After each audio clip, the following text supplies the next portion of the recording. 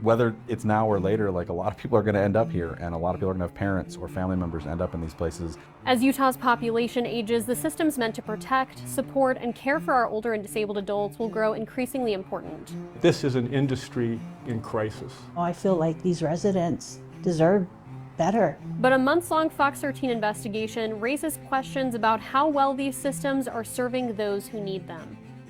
It's in our best interest to improve the experience that residents have in these facilities because this is our future.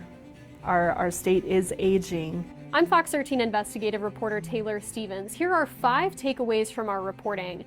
Based on our review of 4,000 pages of federal inspection reports, dozens of police reports and lawsuits, and nearly 20 interviews with researchers, service providers, government officials, attorneys, and families and their loved ones who rely on this care.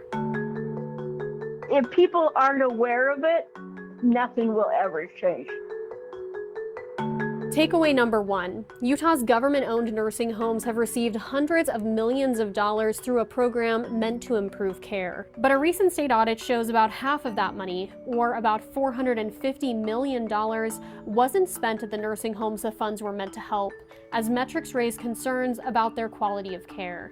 The money is being taken away from its intended purpose. The audit says 51% of the money was used for a combination of owner compensation, administrative costs, and hospital operating expenses. The hospitals that own these nursing homes say they're in compliance with state and federal law, but advocates say that money could have made a big difference for residents. We're seeing all of the problems, all of the injuries, all of the death that likely and probably would have prevented those injuries and those deaths if that money had been used.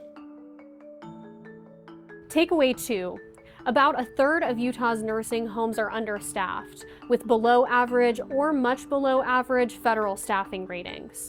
And experts say understaffing puts residents at higher risk of abuse and neglect. Utah currently requires only that facilities have sufficient staffing, a vague standard that can leave a lot of room for discretion. And some hope to see state legislators implement a minimum staffing standard statewide. What would that look like? What impact would that have on facilities' ability to function? And what impact would that have on the quality of care and life of the residents? Those are all really good questions worth exploring. Takeaway 3. Sexual abuse is an underreported but unfortunate reality in long-term care facilities. We found federal regulators have cited Utah nursing homes at least 25 times since 2019 for failing to protect residents from sexual abuse. Because these allegations are commonly underreported, it's hard to know the true prevalence, but we saw some instances where perpetrators explicitly targeted older adults with cognitive deficits.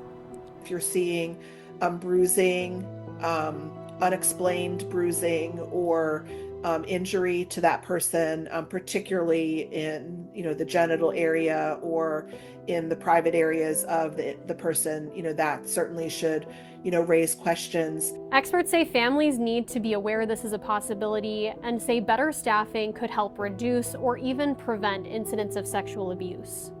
The more eyes that are available in a nursing home to monitor, to check in on residents can ensure that residents are protected. Takeaway 4. Hundreds of older adults, often with cognitive deficits, have wandered away from assisted living facilities and nursing homes. We found nearly 230 cases since 2019. Records show some sustained frostbite in the winter or suffered burns from falls on the pavement in the summer. At least one nursing home resident died after he fell into a body of water and drowned. Too many families have lost loved ones with dementia to wandering. Experts say this is another issue that can be addressed with improved staffing, as well as better training for staff and administrators. If we can identify the more minor incidents, we can prevent the more serious ones and save lives. Takeaway 5. Utah's Adult Protective Services investigators substantiate a far smaller percentage of claims of abuse, neglect, and exploitation than the national average. They uphold just 5% of cases, compared to 29% nationally. That would raise red flags to me, extremely, that it's so much significantly less than the national level. Some advocates worry that reflects low-quality investigations, as data shows some caseworkers were handling almost triple the recommended caseload in the first half of last year. We're clearly missing something. APS told us Utah has a high bar for substantiating cases, which may account for the lower substantiation rates, and says the agency is working with policymakers to reduce high caseloads. We're certainly aware of that issue and are working with executive and legislative branch partners to make inroads on that. The Fox 13 Investigates team will continue to look at Utah's elder care systems over the coming months. If there's a story you'd like us to look into, you can email us at iteam@fox13now.com. In the studio, Taylor Stevens, Fox 13 News, Utah.